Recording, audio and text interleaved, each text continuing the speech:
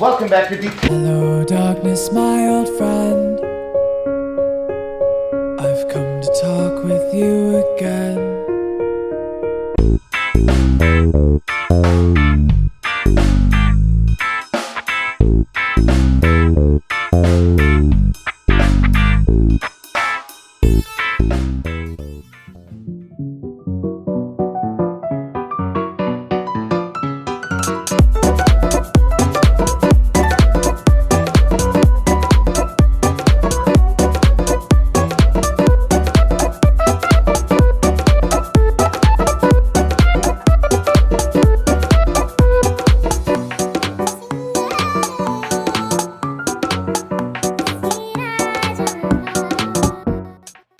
Thanks for watching D2 Wrench Works and DIY, guys. Today's video is on probably what I think is the best budget and the best do-it-all type table that you can find on the market today.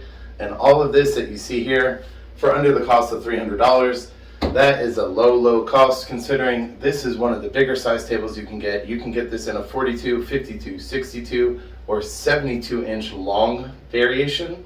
They're all going to be the same depth, which is 24 inches. You have a beautiful, it's almost like a butcher block type table. Honestly, it's kitchen quality level. It's very nice. It seems like I take a lot of pictures if you're a person that does stuff like this, or if you like a really nice surface to work on for any kind of school desk or something like that. This would also be a great work desk if you have some sort of, like me, DIY person, automotive shop. One of my favorite things about this is it actually has caster wheels on it, as you can see. It comes with these self-adjusting little legs here, and these are quite nice as well. For me, the best part was to have the ability to move it. See right here, it moves very easily.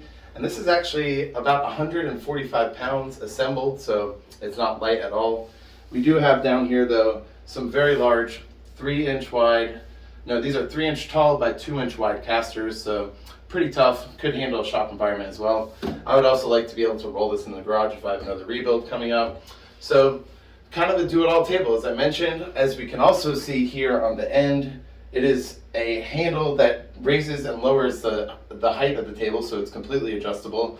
At our highest right now, we are at 42 inches. We can wind it all the way down to the bottom, and you'll be down here to about 26 inches. So it can be, literally, like I said, you could use it for anything. It's gonna be, maybe if you're a big seamstress, this is probably good for sewing, you know. I really like the ability to have it adjustable. You can pop out this handle over here, and you'll notice that it's an Allen shape right there, and that will hold if you have some sort of tool, like I have right here, a little Milwaukee electric, you could just wind that up and down with a 10 millimeter. By hand, it doesn't take long at all, though. By hand, it could take you about 30 seconds up and 30 seconds down. Actually, I filmed the whole completion here of it going up and down, less than a minute, so total. A couple things I did want to talk about. The quality is excellent. I mean, not only is this a very nice wood table on the top, but the actual construction to the legs, how it rolls up and down, assembling it, all of that was top notch. For the price, it's kind of unbelievable. I've owned a Harbor Freight tool bench. I've owned the Harbor Freight desk. That doesn't roll around, but it does have a little bit more storage. They're about $200 a piece, so they're in the market, you know, and I wasn't really pleased with either one of them. I've owned multiple of them and never ended up buying them again after that. So this is going to be my conversion, I say, for many reasons. Honestly, if I could have one more 42 inch, something that's a little easier to get around, I think I'd have like a pretty setup area for a small home shop.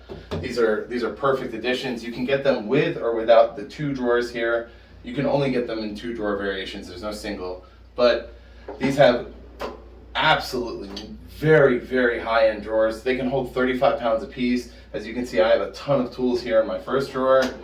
And then this is my bike tools. So this is where I'll do all my, bicycle stuff and automotive more on the bottom. So the only gripe I have about this is the drawers are they're not quite as shallow as I'd like them to be. I also did put in, you can see this black Husky rubber. It's like a non-slip tool thing they sell. You have to cut it up. You do have to cut it lengthways or widthwise and lengthwise as well. But the whole roll will cover both drawers with a little bit of room to spare. So that was a nice addition. Something like you can see here, this does clip it. The depth is, with this in here, it makes it obviously a little less, but the depth is just under 1 3/4 inches, so you can't fit a lot of big bulky stuff in here. The good news is though, at full height, like you can see here, you can put like, maybe if you had small filing cabinets or something, that's kind of what my idea is. I would like to be able to have other drawers underneath here for whenever I do have it more permanent. Maybe those will be on wheels too, not sure, but you do definitely have tons of storage. And what you do is when you assemble it, you have to put this, there's a support beam, you have to put it on the back side. You can also put it in the middle if you'd like, but as I said, this gives you the option, putting it on the back to have much more storage there. So the legs have a very nice, you could get them in black or white powder coat, very heavy duty. This is 3mm steel all the way around, so it's very nice and thick, very strong, a little heavy. I mentioned this actually, the second half of this video, I'll show you the unboxing and putting it all together and all that, little time lapse. If you didn't want to see that, I thought it says on the package 100 pounds. Very wrong. It's actually 165 pounds. So make sure you have somebody with you if you don't get it delivered to your house, because getting it in the car, or our 4Runner barely fits, you're going to need a truck or a big SUV. Another thing you do need to be aware of is if you want to have this jammed in the corner like this one is right here, you need to have it pulled away about 3 inches from the end of the table where it's at, so you can have total room between you and the handle here. And as you can see, like my hand hits, so you would need to have it about 1 inch further out. So I actually measured it where it's perfect, and that's 3 inches from the end to the end of the wood, and that gives you perfect room between your hand and everything. So I did say, you know, the quality is great. The packaging also very, very nice, because when you get a little worried buying something like this and it gets shipped to the Home Depot, it took me a couple weeks to get it, so you're a little worrisome about having to deal with the return and all that. But the box is a little beat up, but it did come out excellent. No, I mean, so much extra packaging you have to throw away, which is annoying, but very well packed. Now, the things I do have some complaints about are there is no power bar or anything along here. You know, if you're running lights or want to keep your phone charged, sometimes I have a Bluetooth speaker, you know, doing all kinds of DIY, you know, automotive type stuff. Kind of an annoying stuff like run cords, so it would be really, really huge bonus to have a plug-in on this.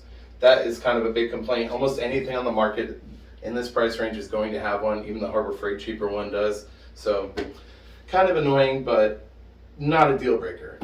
Lastly, I would want to say it would be awesome if there was some way to cover this, like bolt in a flat panel and you could just throw boxes in there. You wouldn't have to worry about like rolling some kind of storage in and out.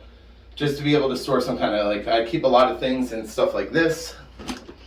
This is a lot of parts that I need to sell, so like a lot of bins, I could just write something on the front and just kind of stack them up and roll it around at the same time. That would be like amazing, but it is what it is. Like if you could weld, you know, you could probably just grind down the powder coat and just add a little tray in there. That would also be a huge bonus, but if you aren't a person that wants to take apart a $300 table, I understand that.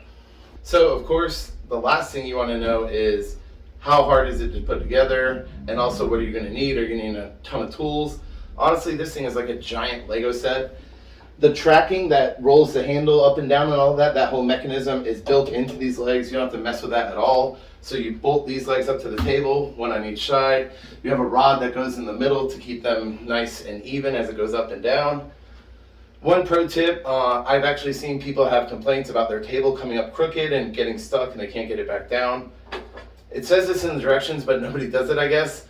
You do not need one this big. This is the only one I could find because we recently moved, but usually traditional square is like a third of this. This is a massive one, but yeah, you want to try to just put it against your bracket here on the bottom side of the table. Make sure both sides are square before you screw down the bolts completely. Lastly, I actually was planning on using my electric here, my little whiz guy, my Milwaukee, but a really good, what is this, a number 6?